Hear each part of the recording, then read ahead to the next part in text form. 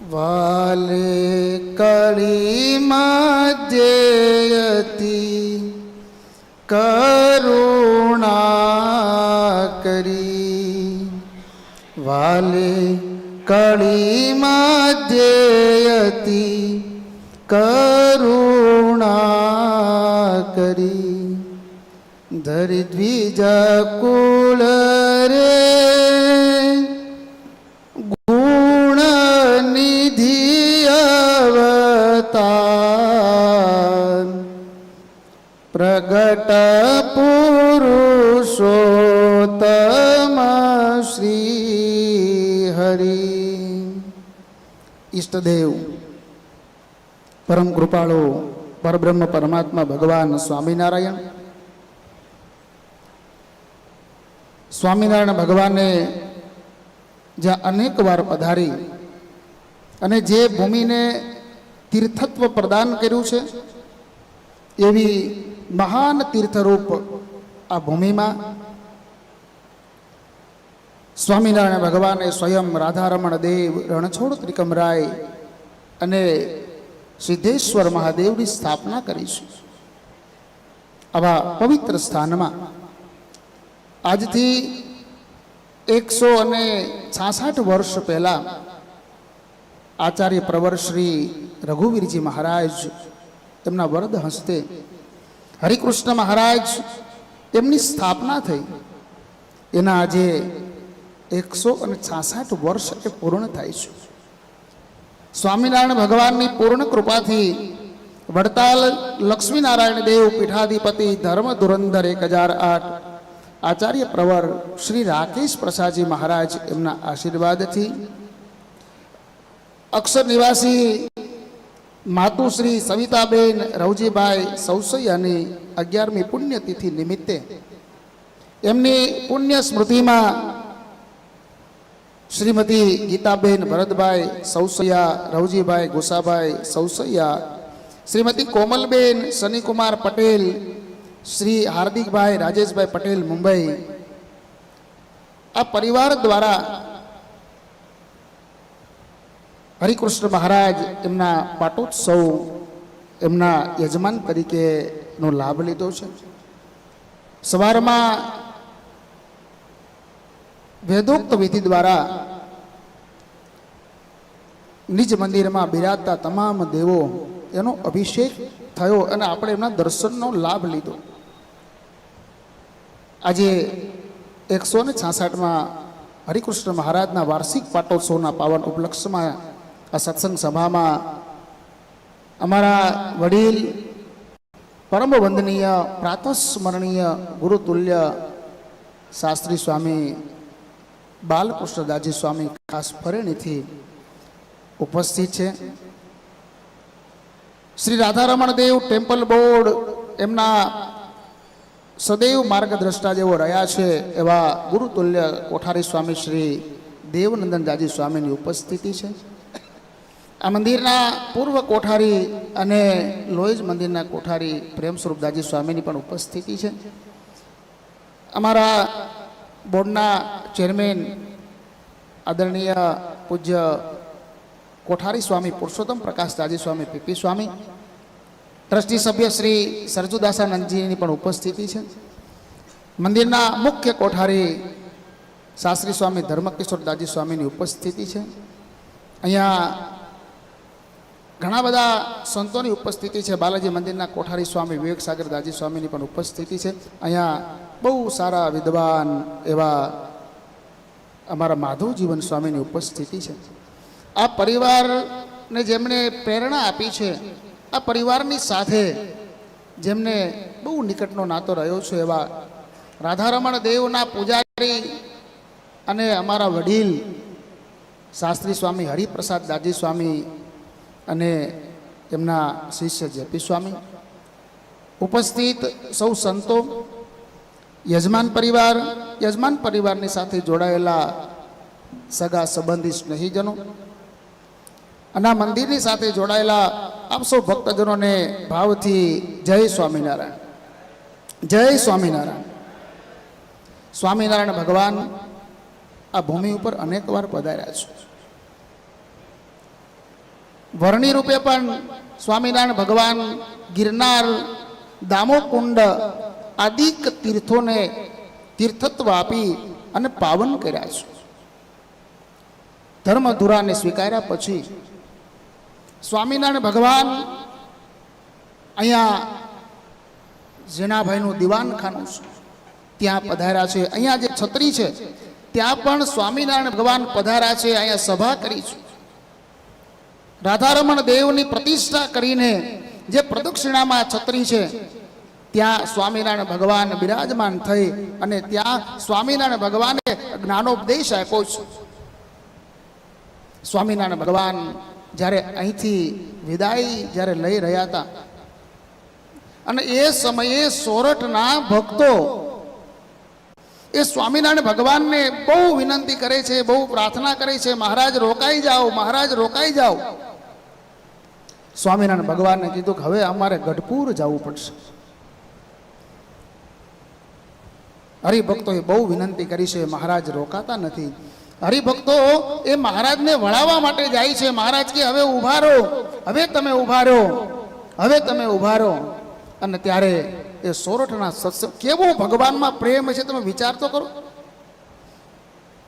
નગર બધાય સંસારી હતા, ધંધા, બિઝનેસ, ખેતીવાડી, પરિવાર બધું જ હતું. અને છતાંય ભગવાનમાં કેટલો પ્રેમ કે ભગવાન જઈ રહ્યા છે. એ ભગવાનનો વિરહ, ભગવાનનો વિયોગ એ સતાવી રહ્યો છે. આંખમાં આંસુની ધારાઓ વહે છે. સ્વામિનારાયણ ભગવાન છે હવે તમે ઊભા રહો, હવે ઊભા રહો. અને ત્યારે એ ભક્તો કહે છે મહારાજ તમારા વગર અમે નહીં રહી શકીએ, માટે અમને પણ સાથે લેતા જાઓ. અને ત્યારે સ્વામિનારાયણ ભગવાને કીધું છે કે અમે તમને મૂકીને, આ સોરઠ પ્રદેશને મૂકીને ક્યાંય નથી જવાના. સંતોએ લખ્યું છે, મહારાજ જે બોલ્યા છે કે મને વાલો છે સોરઠ દેશ. શું કીધું મહારાજે? મને વાલો છે સોરઠ દેશ, દિવ્ય રૂપે રહીશ હમેશ. મહારાજ કહે છે કે મને આમ તો બધા જ પ્રદેશો એ મહારાજને વાલા હતા, પણ મહારાજે સોરઠ માટે એમ કીધું, ગઢડા માટે કીધું, ગઢડું મારું, હું ગઢડાનો એ તો કદી નથી મટવાનો. વૃત્ત પરી મહિમા કયો ન જાય, પણ દિવ્ય રૂપે રહીશ હમેશ. એવું તો આ સોરઠના ભક્તો માટે મહારાજે કીધું છે. આ નાની સુની વાત નથી. અને મહારાજ પછી ભક્તોને સાંત્વના આપી અને મહારાજ જ્યારે વિદાય થયા છે અને મહારાજ જ્યારે ગઢડા આવ્યા છે અને એ સમયે સ્વામિનારાયણ ભગવાન એને ગઢપુરના ભક્તો છે ને એ પૂછે છે, મહારાજ તમે કયા કયા પ્રદેશમાં ફરીને આવ્યા? મહારાજે જે જે સ્થાનમાં ફરીને આવ્યા હતા એ વાત કરી. અને પછી દાદા ખાચર, સુરા ખાચર આદિ ભક્તોએ કીધું કે હે પ્રભુ એ ભક્તો કેવા છે? અને સ્વામિનારાયણ ભગવાન જે બોલ્યા છે સોરઠના ભક્તો માટે આપણે બધા એનું ગૌરવ લઈ શકીએ એ પરંપરાના અમે છે. એ મહારાજ એને કહ્યું છે હે ભક્તો, સોરઠના જે ભક્તો છે, અને નિષ્કુળાનંદ સ્વામીએ ભક્ત ચિંતામણીમાં લખ્યું છે, પછી પૂછ્યું જને લાગી પાય, કેવા સતસંગી સોરઠ માય, કહો કૃપા કરીને અમને, કેવું હેત કરતા તમને. એ મહારાજ કૃપા કરીને કહો ને એને તમારામાં હેત કેવું હતું? અને પછી મહારાજ બોલ્યા, પછી બોલિયા પ્રાણ જીવન, તમે સાંભળો સહુ મળ્યન, સોરઠ દેશના સતસંગી જે અતિ નિર્મળ કોમળ દેહ. અતિ નિર્મળ અને કોમળ. ભગવાનને કેવા ભક્ત ગમે? નિર્મલ મન જન સો મોહી પાવા. જેનું મન નિર્મળ હોય. અને કેવા ન ગમે? તો કે છલ કપટ છિદ્ર ન ભાવા. મોહી કપટ છલ છિદ્ર ન ભાવા, જેનામાં કપટ છે આવો ભક્ત ક્યારેય ભગવાનને ગમતો નથી. મહારાજ કે સોરઠના ભક્તો તો બહુ નિર્મળ છે, એના કોમળ દેહ છે. અને પાછું લખ્યું મહારાજ, નહીં છળ કપટ લગાર, બાહુ વિશ્વાસી છે નર નાર, ઘણું નહીં ડાપણ ચતુરાય. બહુ ડાપણ નો કર્યો. હા, દુનિયામાં ડાયો ડાપણમાં દુઃખ પામ્યો, આવું સંતોએ લખ્યું છે. મહારાજ કે ઘણું ડાપણ નહીં ચતુરાય, નિશ્ચય પ્રભુનો પર્વત પ્રાય. એ હિમાલય કરતાય પણ એ ભક્તોનો નિશ્ચય છે ને એ બહુ મોટો છે. હો હા, જે દિનાએ ને સ્વામી મળ્યા છે, કારણ કે આ તો રામાનંદ સ્વામીના ભક્તો. જે દિનાએ ને સ્વામી મળ્યા છે, તે દિના સર્વે સંશય ટળ્યા છે. નિરુત્થાન છે નર ને નારી, એક એકથી સમજણે ભારી. આ સત્સંગમાં મોટો કોણ? જેની પાસે વધારે રૂપિયા હોય ઈ? તો કે ના. તો મોટી ગાડી મોટા બંગલા ઈ? તો કે ના. તો કે જાજા છોકરા હોય ઈ? તો કે ના, ઈ નહીં. તો કે જેની સમજણ મોટી ને ઈ આ સત્સંગમાં મોટો. આ સોરઠના ભક્તોને એટલે મહારાજે કીધું કે એની સમજણ છે ને એક એકથી ચડિયાતી એની સમજણ છે. અને એટલે મહારાજે કીધું કે મને વાલો છે સોરઠ દેશ, દિવ્ય રૂપે રહી છો હંમેશ. મહારાજે તો ઘણી બધી લાંબી વાત કરી છે, પણ એવા આ સોરઠ પ્રદેશમાં આમ તો સ્વામિનારાયણ ભગવાન જ્યારે ધામમાં ગયા ને ત્યારે મોટી બાને કહેતા ગયા હતા કે તમારે ગઢપુરમાં અને જુનાગઢમાં હરિકૃષ્ણ મહારાજની સ્થાપના કરવાની છે. અને કોઈને કોઈ રીતે એ વિલંબ થતો હતો. મોટી બા એની ઉંમર મોટી થઈ ગઈ. ધીમે ધીમે ધીમે બધાને મહારાજ અક્ષરધામમાં લઈ ગયા, પણ મોટી બાને મહારાજે રાખ્યા હતા એટલા માટે કે મહારાજે આપેલું વચન હજી મોટી બા પૂર્ણ નહોતા કરી શક્યા. એમાં ઘણા બધા વાંધા વચકા હોય ને, એ તો બધું ભેગું જોઈ ને. આ તો અનાદિકાળથી હેલું આવે છે, એમાં બહુ મારે ઊંડું નથી ઉતરવું. પણ છેલ્લે શિવલાલ શેઠ બોટાદના, એના ઉપર ગોપાળાનંદ સ્વામી અને ગુણાતીતાનંદ સ્વામી, આ બેયની કૃપા, આ બેયના કૃપા પાત્ર એ હતા. અને એ શિવલાલ શેઠ, એને ખબર જ્યારે પડી છે, મોટીબાને મળે છે, મોટીબાએ કહ્યું છે કે મહારાજ મને નથી લઈ જતા, એનું કારણ આ જ. હવે મને એમ છે કે મહારાજ હવે મને અક્ષરધામમાં લઈ જાય, પણ જ્યાં સુધી મહારાજે મને જે આજ્ઞા કરી છે એ પૂરી નહીં થાય ત્યાં સુધી મહારાજ લેવા નહીં આવે. પછી શિવલાલ શેઠે કીધું એ આજ્ઞા તમને જે કરી છે ને એ હું પૂરી કરીશું. અને પ્રસાદીના વાસણોમાંથી 2 હરિકૃષ્ણ મહારાજ તૈયાર થાય છે, એ ગઢપુરમાં પધરાવ્યા છે. એનો ખર્ચો પણ ગામ ધુવાડા બંધ ત્યાં કર્યું છે. અને અહીંયા જુનાગઢમાં પણ એ હરિકૃષ્ણ મહારાજ એને આજના દિવસે 166 વર્ષ પહેલા રઘુવીરજી મહારાજ એમણે પધરાવેલા રઘુવીરજી મહારાજે આરતી કરી. અને આ અવસર કરુણાનિધિ કરુણા બહુ કીધી, મુક્તાનંદ કહે મુક્તિ. આ છેલ્લી કડી છે ને એ આવીને ત્યારે રઘુવીરજી મહારાજે ગુણાતીતાનંદ સ્વામીને કહ્યું, સ્વામી હવે આરતી તમે ઉતારો. એ હરિકૃષ્ણ મહારાજ. અહીંયા એ શિવલાલ શેઠે બ્રહ્મ 84 કરી, હરિભક્તોને તો જમાડ્યા. બ્રહ્મ 84 કરી અને આ 2 જગ્યાનો ખર્ચો કર્યો ને તો એ વખતે પડસાળા સાહેબ 33,000નો ખર્ચો થયો.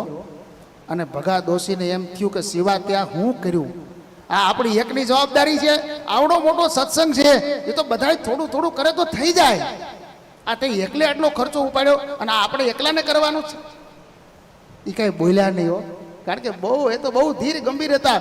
પછી અહીંથી મહારાષ્ટ્રને ગુણાતીતાનંદ સ્વામી મોટા મોટા ભક્તો એને ભાવનગરના મહારાજના દરબારમાં પધરામણી કરાવવાની હતી. 12 દિવસ ત્યાં રોકાણા.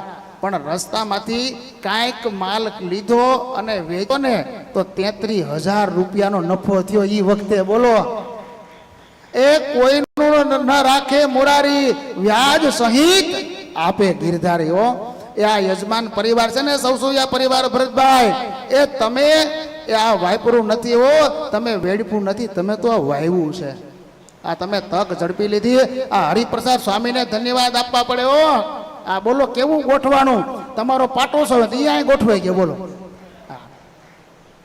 એટલે આ તમારા માટે આ જે સંતોએ કીર્તનમાં લખ્યું ને કે સજની આરે ચોઘડિયું અમૃત લાભનો ફેર ફેર નહીં મળે એવું વીજના ઝબકારા જેવું મોતી પરોવી લેવું સત્સંગ કીજીએ. એ ક્યારેય એક અરે બે ચોઘડિયા નો આવે હો. એ એક પૂરું થાય ને પછી બીજું શરૂ થાય. પણ આ તમે એવો લાભ લીધો છે કે તમારા માટે એ આ અમૃત અને લાભ, એ અમૃતનું તમે કામ કર્યું ને એટલે લાભ તો હવે થવાનો છે. અને મારે તો શું છે, આ મોટા આકડિયા વાળા રહ્યા ને એ આકડિયા વાળા અરે અમારો પાછો આકડિયો જોડાયેલો. હા, અમારા ગુરુ ભગવતચરણ સ્વામી, એ હું યાદ કરું પુરાણી સ્વામી દેવકૃષ્ણદાસજી સ્વામીને, બીજા તો ઘણા સંતો થઈ ગયા, સિદ્ધમુનિ સ્વામીને મારે યાદ કરવા પડે. તો આ આકડિયાની અરે અમારો ક્યાંક આ સવસવિયા પરિવાર આકડીઓ જોડાયેલો છે.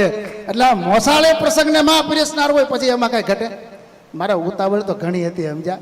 મેં અમારા ચેરમેનને પૂછ્યું, મેં કીધું પૂજારી મને કે તમારો મોટો ભાઈ છે હો, એટલે મને કે એને પેલા પૂછજો, એ તમને જવા નહીં દે. પણ મેં કીધું એટલી કૃપા કરો મને પહેલાં મારે કાંઈ બોલવાનું બોલીને હું વયો જાઉં, એટલે તમારી વચ્ચેથી હું વિદાય લઉં. એ પહેલાં રાજકોટમાં લક્ષ્મીનારાયણ દેવ બિરાજે છે, સ્વામિનારાયણ ભગવાન બિરાજે છે, ઘનશ્યામ મહારાજ 101 વર્ષ પહેલાં આપણા નંદ સંતોએ પધરાવેલા ઘનશ્યામ મહારાજ, મહાપ્રતાપી ઘનશ્યામ મહારાજ છે.